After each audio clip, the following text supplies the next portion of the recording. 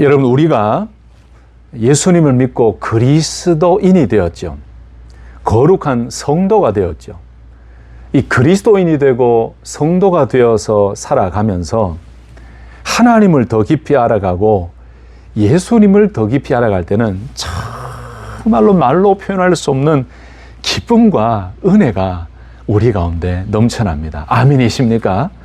여러분, 이런 기쁨과 은혜는 경험하고 맛을 본 분들만 알 정도로 하나님을 알아가는 기쁨은 정말 말로 표현할 수 없을 정도로 놀라운 희열이라고 저는 생각해요. 희열. 얼마나 기쁨이 있는지 이 놀라운 희열, 기쁨이라고 저는 말씀드리고 싶습니다. 또 신앙생활을 하면서 하나님을, 주님을 더 깊이 알고 깨달을 때 신앙생활이 더 견고해집니다. 하나님을, 예수님을 더 깊이 알고 확신하게 될 때에 우리의 믿음도 더 깊어지고 흔들리지 않는 신앙생활을 할 수 있게 됩니다. 이 사실도 아멘이십니까? 왜 그렇습니까? 내가 직접 알았으니까. 내가 직접 체험하고 경험했으니까.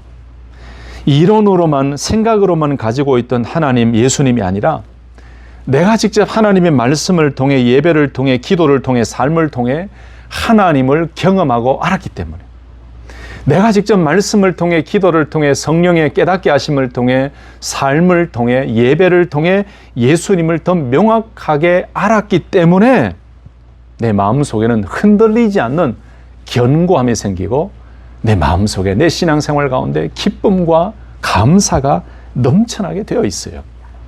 그래서 하나님을, 예수님을 더 깊이 알면 알수록 이 세상에 그 누구도, 그 어떤 것도 빼앗을 수 없는 참된 기쁨, 내 영을 살리시는 그 하나님의 놀라운 능력, 그리고 하나님에 대한, 예수님에 대한 참된 지식의 깊음을 통해서 우리는 정말로 영적으로 또 신앙적으로 기쁨의 삶을 살아갈 수 있게 됩니다. 왜 그렇다고요? 내가 직접 만나고 체험한 것이기 때문에 변개할 수 없는 것이고 꾸밀 수 없는 것이기 때문에 그렇다는 것이죠. 그래서 신앙생활은 내가 직접 경험하고, 내가 직접 체험하고, 내가 직접 하나님의 말씀을 듣고 묵상하고 내가 직접 겪어야 그것이 참된 신앙이 되고 그것이 참된 말씀으로 얻게 된다는 사실입니다. 여러분, 주일 예배 때 나오셔서 한 번 예배 드리는 것만으로 만족하시면 절대로 안 됩니다. 주일 예배에 오셔서 목회자의 설교 말씀을 들을 때 여러분 아멘, 아멘, 하나님 감사합니다, 감사합니다, 아멘입니다 라고 고백하지요. 그런데 여러분, 이 주일 예배 한 번 6일을 세상 속에서 살다가 주일에 나와서 함께 모여 소위 말하는 공예배로 모여서 다 같이 모여 예배드리는 주일 예배 한 번으로 우리의 신앙생활, 우리의 영적인 삶을 건강하게 유지하는 것은 쉽지 않아요. 주일 예배 나와서 말씀을 통해, 기도를 통해, 찬송을 통해 은혜 받고 새 힘 얻는 것 정말 중요하지만 여러분, 주일 예배 한 번으로, 주일 예배 나와서 설교 한 번 듣는 것으로 우리의 신앙이 다 되었다라고 생각하면 절대 안 됩니다. 더 중요한 것은 주일 예배 말씀을 듣고 은혜를 받았다면 주중에 우리는 더 하나님의 말씀으로 확인하고 그 듣고 은혜 받은 말씀을 성경 말씀을 통해 확증해내고 그 하나님의 말씀을 묵상하면서 그 은혜가 지속될 수 있도록 우리의 예배, 일상의 예배의 삶을 살며 우리의 신앙을 지켜나가고 그 은혜를 계속 유지해 갈 때 우리는 어떠한 세상의 환경 속에서도 승리하며 그 얻은 기쁨을 간직할 수 있게 될 줄로 믿습니다. 여러분, 그래서 주일 예배 한 번, 주일 예배 설교 때 아멘으로 끝나지 마시고 주중에 예배, 말씀, 기도를 통해서 하나님을 더 확실하게 알아가야 됩니다. 그런 은혜가 우리 모든 성도님들 가운데 넘쳐나기를 예수님의 이름으로 축복합니다. 여러분, 남이 경험한 하나님, 남이 체험하고 남이 알고 겪은 그 예수님을 듣는 일에는 한계가 있죠. 처음 남의 간증을 들을 때는 은혜가 되고 도전이 되지만 결국 그 한 사람, 그 타인의 체험이 나의 체험이 되지 않으면 결정적인 순간에 나는 연약한 존재로 떨어질 수밖에 없어요. 그래서 우리는 항상 내가 직접 하나님의 말씀을 묵상하고 또 묵상하고 기도하고 또 기도하고 예배드리고 또 예배드리면서 내가 직접 하나님을 알아가고 주님을 알아가며 기쁨의 신앙생활이 되도록 우리는 매일매일 하나님을 알아가고 주님을 알아가는 일에 매진하고 노력을 해야 됩니다. 여러분, 사도 요한이 요한 3서 1장 1절에서 4절 말씀에 이렇게 축복하고 이렇게 기쁨의 마음을 표현했지요. 장로인 나는 사랑하는 가이요 곧 내가 참으로 사랑하는 자에게 편지하노라. 사랑하는 자여 내 영혼이 잘됨 같이 내가 범사에 잘되고 강건하기를 내가 간구하노라. 이렇게 축복했어요. 그리고 3절 4절 말씀에는 뭐라고 자기 자신의 기쁜 마음을 표현했냐 하면은 형제들이 와서 내게 있는 진리를 증언하되 내가 진리 안에서 행한다 하니 내가 심히 기뻐하노라. 진리 안에서 행한다니 심히 기뻐하노라. 내가 내 자녀들이 진리 안에서 행한다 함을 듣는 것보다 더 기쁜 일이 없도다 라고 고백했어요. 사도 요한이 소식을 들었는데 그 영적인 성도들, 영적인 가족들, 영적인 자녀들이 항상 진리 안에서 행하고 살고 있다. 그 진리 되시는 예수 그리스도, 진리 되시는 예수 그리스도의 말씀 안에 머물며 늘 진리 안에서 행하고 있다라는 소식을 들었는데 그 소식을 들으면서 내 사랑하는 자녀들이 진리 안에서 행한다는 소식을 듣는 것만큼 기쁜 일이 없다라고 고백했어요. 여러분 정말 그렇지 않습니까? 우리 자녀들의 소식을 들을 때 가장 믿음의 부모가 기뻐할 때가 언제입니까? 아버지 어머니 예배 잘 드리고 있습니다.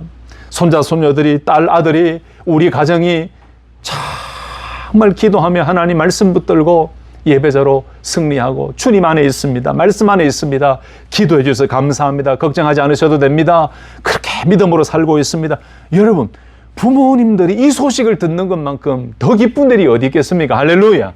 저는 우리 성도님들 모든 자녀들이 진리 안에서 살아가고 진리 되신 예수님 안에서 살아가는 믿음의 승리의 자녀들이 되시기를 예수님의 이름으로 축복합니다. 저도 그랬고 아마 여러분들도 그랬을 겁니다.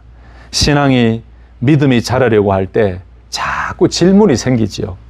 성경에 대한 질문이 생기고 하나님에 대한 질문이 생기고 예수님에 대한 질문이 생기고 기도와 은사와 방언과 또 영적인 체험에 대한 여러 가지 신앙적인 질문을 많이 하게 되지요. 여러 질문들이 생겨집니다. 여러분 신앙이 조금씩 자라고 은혜를 막 더 큰 은혜를 사모하고 받으려고 할 때 이런 믿음의 질문들이 자꾸 생겨져요. 그럴 때 믿음의 선배들이 또 믿음의 동역자들이 옆에서 잘 도와주면 믿음의 성장에 큰 도움이 되지요. 제 가족 얘기를 해서 참 죄송합니다만은 요즘 아들 자슈아가 자주 질문을 합니다. 최근에 수련회를 다녀와서 그런 질문을 많이 하는데 오늘 집에 가면 이제 야단 맞을 것 같아요. 왜 자기 얘기했냐고 야단 맞을 것 같은데 허락 안 받고 제가 오늘 얘기하는 거예요. 갔다 오더니 이제 성경에 대한 궁금증이 많이 생기는 거예요. 뭐 작년부터 좀 더 질문이 많아졌어요. 기도에 대해서 또 믿음에 대해서 하나님에 대해서 성경에 대해서 특별히 최근에는 은사에 대해서 방언에 대해서 막 질문이 많아졌어요. 그래서 엄마 아빠가 또 가끔은 또 누나가 이렇게 설명을 해 줍니다. 이렇고 저렇고 무엇이 성경의 내용이 이렇고 이것이 성경적인 내용이고 또 이런 체험이 있고 이런 내용은 하나님께 주시는 은사다. 은사는 성령께서 하나님께서 주시는 것이지 내가 그냥 노력하고 연습한다고 받는 것이 아니다. 특별히 방언의 은사가 그렇다. 성경적인 근거를 가지고 이렇게 설명을 해줘요. 그런데 이런 질문에 대한 마지막 항상 제가 끝날 때 귀에 딱지가 않도록 하는 마지막의 이야기는 뭐냐. 근데 아무리 내가 이렇게 설명해도 네가 직접 성경 안 읽고 그냥 이거 듣는 것으로 끝나면 아무것도 안 돼. 그러니 이것이 하나님이 주신 은혜의 순간이라고 생각하고 성경 더 읽어야 돼. 창세기부터 읽든지 마태복음부터 읽든지 시편을 읽든지 잠언을 읽든지 성경을 읽으면서 이런 내용에 대해서 확실하게 나와 있는 그 성경 구절들을 발견하면서 아 이거구나라고 확신할 때 네 믿음과 네 신앙이 견고해지고 신앙이 자라고 절대로 이단의 유혹에 흔들리지 않고 믿음이 성장한다. 그러니 성경 많이 읽어라. 성경 더 읽어라. 그리고 기도 많이 해야 된다. 기도를 훈련해야 기도도 깊어지고 또 기도를 많이 해야 하나님의 뜻을 깨닫게 된다. 말씀, 기도 더 해라. 이게 마지막 항상 결론이에요. 귀에 딱지가 않도록 그런 얘기 하거든요. 근데 여러분 사실 그렇지 않습니까? 우리가 신앙생활 할 때 가장 큰 오류가 뭡니까? 듣는 것으로 끝나버려요. 그 들은 것이 아멘으로 우리가 고백했다면 그 사실이 명확한 증거가 어디에 나와 있는를 우리 스스로가 성경을 펼치고 성경 말씀을 찾으면서 아, 여기에 있네. 이 말씀이 명확하구나. 아, 이것이구나. 그래서 확증하고 확실한 사실을 하나님의 말씀을 통해 찾고 확인하면서 우리의 신앙이 자라고 우리의 믿음이 견고해지고 절대로 흔들리지 않는 견고한 믿음의 틀을 닦게 되는 것입니다. 제가 왜 이렇게 길게 얘기합니까? 내가 직접 하나님을 알고 내가 직접 주님을 알 때 우리 신앙은 흔들리지 아니하고 우리 믿음 생활에는 기쁨이 넘치고 평안이 넘치고 세상이 어떻게 요동치든지 간에 항상 우리는 굳건하게 설 수 있다는 것을 말씀드리려고 하는 것이지요. 할렐루야. 그래서 우리는 골로새서 말씀을 강의하고 말씀을 듣고 있는데 이미 몇 주 전에 골로새서 1장 10절에도 바울의 기도 중에 하나가 이거였습니다. 하나님을 아는 것에 자라게 하시고, 이것이 바울의 기도였어요. 여러분, 이것이 바로 저의 기도입니다. 하나님 아버지, 골로새서 1장 10절 말씀처럼 주께 합당하게 행하여 범사에 기쁘시게 하고 모든 선한 일에 열매를 맺게 하시며 하나님을 아는 것에 자라게 하시고, 이것이 여러분들을 위한 저의 기도입니다. 지난 주간에도 여러분들을 위해 이렇게 기도했습니다. 하나님, 우리 성도님들이 하나님을 아는 것에서 자라게 해 주시옵소서. 예수님을 아는 것에서 자라게 해 주시옵소서. 여러분, 모든 신앙의 문제는 하나님을 모르기 때문에 그래요. 성경을 모르고 예수님을 모르기 때문에 신앙의 문제가 생기는 거예요. 왜 신앙이 안 자라는지 아십니까? 신앙생활 30년, 40년, 50년 해도 신앙이 자라지 않는 이유가 어디에 있는지 아십니까? 하나님을 몰라서 그래요. 예수님을 몰라서 그래요. 그 하나님을, 예수님을 성경에서 알고 발견해야 되는데 성경을 읽지 않고 성경 말씀 속에서 확증하지 않으니까 신앙이 자라지가 않아요. 듣는 것으로 끝나보니까 조그만 일만 있어도 흔들려요. 비진리가 와서 유혹하니까 넘어가 버려요. 왜요? 명확하게 나와 있는 계시 말씀인 성경 말씀을 통해 내가 확증을 안 했으니까, 이런 말씀이 있는 줄도 모르니까 믿음이 연약해지는 것입니다. 사랑하는 성도 여러분, 하나님을 아는 것에서 자라시고 아는 일에 하나가 되어 온전한 사람을 이루어라고 말씀했던 에베소서 4장 13절의 말씀이 일상화가 되어서 늘 하나님을, 예수님을 더 깊이 알아가고 그 알므로 인하여 평강 가운데 승리하는 우리 모든 성도님들 되시기를 예수님의 이름으로 축복합니다. 바라기는 계속되는 골로새서 말씀을 통해서 우리 모두가 주님을 더 깊이 알아가고 성경 말씀을 통해 더 명확하고 확실하게 주님을 확신하는 은혜가 있기를 다시 한 번 더 예수님의 이름으로 축복합니다. 오늘 본문 말씀에서 바울이 그런 심정이었어요.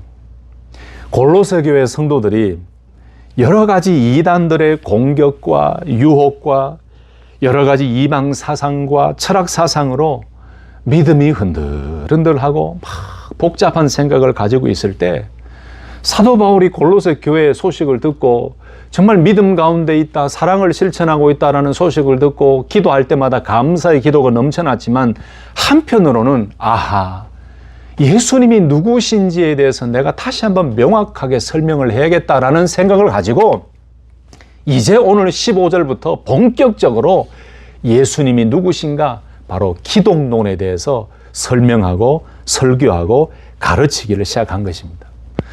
제가 골로새서 강의를 시작할 때에 골로새 지역의 그 상황을, 그 당시의 상황을 말씀드렸죠. 그 당시에 이 골로새 지역은 최고의 도시였습니다. 동서남북의 이 교통의 중심지였고 무역의 중심지였어요.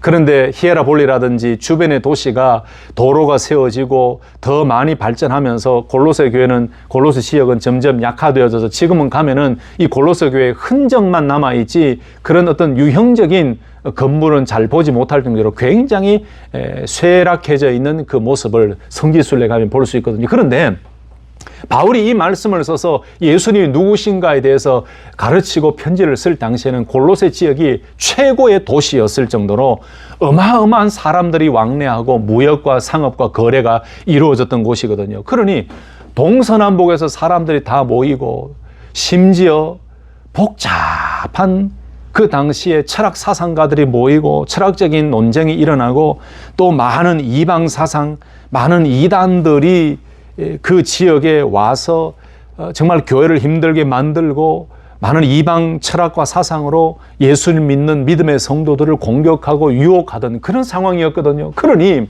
바울이 우리 성도님들에게 예수님이 어떤 분이신가를 다시 한 번 더 강조하고 가르치고 절대로 천사들에게나 절대로 이단 사상에 넘어가지 아니하고 예수님 말이 유일하신 하나님의 아들이시다, 생명의 주가 되신다라는 사실을 다시 깨닫게 해야 되겠다. 그 마음으로 이제 1장 15절부터는 예수님에 대해서 설명하기 시작했어요. 그런데 여러분 15절, 16절, 17절 말씀 이 자체는 사실 좀 어려운 표현들이 많이 있습니다. 제가 최선을 다해서 준비하고 설명을 하겠지만 오늘 성령 하나님께서 우리 모두에게, 우리 성도님들에게 조명하여 주셔서 이 말씀을 더 깊이 깨닫게 해주시는 은혜가 있기를 소원합니다. 육신의 눈뿐만 아니고 오늘 말씀을 들을 때 귀문도 열어주시고 영의 눈도 열어주시고 성령께서 밝히 조명하여 주셔서 깨닫는 은혜를 우리 성도님들에게 주시기를 간절히 소망합니다. 첫 번째로 오늘 말씀 보시면 바울은 예수님을 이렇게 소개하고 있습니다. 그는 보이지 아니하시는 하나님의 형상이시다라고 소개를 하지요. 15절 말씀에 그렇게 말씀했습니다. 그는 보이지 아니하는 하나님의 형상이시요라고 고백했어요. 여러분, 이 눈에 보이지 않는 하나님의 형상이다라고 고백했는데 왜 바울이 예수님을 가리켜서 보이지 아니하시는 하나님의 형상이라고 했을까요? 여러분, 그 당시에 이 예수님을 보이지 아니하시는 하나님의 형상으로 표현했던 바울의 의도가 있었습니다. 그 당시 이방 종교들은요, 소위 말하는 이단들 또는 여러 가지 예수님을 믿지 않는 세상의 것들을 믿는 많은 이방 종교들의 특징이 어떤 것입니까? 그들이 믿는 신을 만들죠. 그들이 조각을 합니다. 그래서 그들은 보이는 것을 두고 그들의 신이다라고 이야기를 해요. 왜 바울이 예수님을 보이지 아니하시는 하나님의 형상으로 가르쳤냐면은 예수님은 세상의 수많은 이방 종교, 이방 신들을 믿는 그런 사람들이 따르는 것과는 완전히 다른 하나님 되심을 더 명확하게 설명하기 위해서 예수님은 육신을 입고 이 땅에 오셔서 우리의 육체적인 눈으로도 볼 수 있었고 예수님의 사도들도 예수님을 따르고 예수님의 말씀을 들을 수 있었지만 그것을 뛰어넘어서 예수님의 하나님 되심, 예수님의 참신 되심을 강조하기 위해서 보이지 아니하시는 하나님의 형상입니다라고 강조했어요. 그러니까 이 세상에 있는 이방 종교들, 이방 신들을 섬기는 사람들이 만들어 놓은 그것과는 완전히 다른 참 하나님 되시고 참신 되시는 예수님을 강조하기 위해서 보이지 아니하시는 이라는 이 표현을 사용한 거예요. 그런데 보이지 아니하시는 무엇이라고 했습니까? 하나님의 형상이라고 했어요. 여러분, 이런 것에 대해서도 우리가 좀 공부를 해야 되죠. 여러분, 여기 하나님의 형상이라고 하는데 형상이라는 말은 에이콘이라는 말이고 히브리어 단어로는 첼렘이라는 단어예요. 이 형상이라는 에이콘이라는 이 의미가 여러 가지가 있는데 이 형상이라는 의미는 대표성을 가지고 있다, 모양이다, 이런 의미가 있어요. 그리고 또 한 가지는 가시적으로 눈으로 보여지게 만드는 것이다. 우리의 눈으로 보여지게 구현한 것이다. 이 의미가 에이콘, 형상이라는 의미 속에 담겨져 있어요. 그러니 하나님의 형상이라는 의미 무엇입니까? 하나님을 보여준, 하나님을 가시적으로 보여주는 대표성과 모양을 가지신 하나님이 되십니다. 이 의미가 하나님의 형상이시요라는 말씀 속에 담겨져 있어요. 좀 어렵지요. 그래서 세상에 말하고 있는 또는 이방 종교와 이방 철학이 말하고 있는 그 당시에 그 문화적인 의미에서 형상이라는 의미를 많은 사람들이 이렇게 오해했습니다. 단지 모양으로만 보여지는 것으로 오해한 사람들이 많았어요. 그런데 바울이 예수님을 가리켜서 보이지 아니하시는 하나님의 형상이라고 했을 때 이 하나님의 형상이라는 개념은 하나님을 그대로 보여주신 하나님의 성품과 하나님의 모든 것을 담아서 우리의 눈에 나타나신 하나님 그분 자신이다. 이 의미가 하나님의 형상이시요라는 말씀 속에 담겨져 있는 거예요. 여러분 이걸 배우고 나면 우리가 조금 더 유식해지죠. 우리가 전도할 때 많은 분들이 우리 이렇게 묻습니다. 아니 예수님이 어떤 분이에요? 당신이 믿는 예수님이 도대체 어떤 분이에요? 나에게 설명 좀 해봐요. 이렇게 했을 때 주로 우리는 어떻게 얘기합니까? 예수님은 하나님의 아들이시고 예수님은 지금 우리를 위해 기도하고 계시고 예수님은 하나님 보호자 우편에 계시고 예수님은 3일 만에 부활하시고 우리의 죄를 위해 십자가에 돌아가셨다가 부활하시고 승천하셨고 우리의 죄를 위해 피를 흘리신 분이시고 그 예수님 믿으면 구원 얻습니다. 이 사실을 주로 많이 얘기하잖아요. 근데 여기에서 보통 끝이 나요. 그런데 골로새서 1장 15절, 16절, 17절 말씀을 제대로 배우면 이렇게 이야기할 수 있어야 되겠죠. 아, 그래요. 좋은 질문입니다. 앞에서 말씀드린 이 대답을 다 하시고 난 후에 또 한 가지가 있습니다. 예수님 그분이 하나님의 성품과 하나님의 모든 것을 담아내시고 우리에게 나타나신 하나님의 형상이십니다. 그래서 그 예수님을 보면 하나님을 보는 것입니다. 그 예수님이 바로 하나님이십니다. 그러면서 1장 15절 말씀을 쫙 얘기해 주면 우와 이분 유식하네. 이분 제대로 믿고 있네. 이야 이분이 예수님을 너무나 잘 알고 있네. 이렇게 감탄할 것입니다. 여러분. 별로 놀라지도 않으시는데 진짜 우리 성도들이 성경을 꼼꼼히 공부하고 묵상하다 보면 이런 확신이 생기는 거죠. 그러니 오늘 첫 번째 바울이 뭐라고 이야기했다고요? 예수님은 그는 보이지 아니하시는 하나님의 형상입니다. 쉽게 설명드리면 예수님은 이 세상의 이방 신들과 다른 참신이시고 참 하나님이시고 하나님을 그대로 드러나 보내신 하나님이십니다. 하나님의 성품과 하나님의 모든 의도와 하나님의 본질을 그대로 완전하게 드러내는 하나님의 형상이십니다. 에이콘이십니다. 하나님의 실체를 드러낸 표상이십니다. 하나님의 본질을 그대로 나타내 보이신 참 하나님이십니다. 이것이 오늘 바울이 가르쳤던 말씀이에요.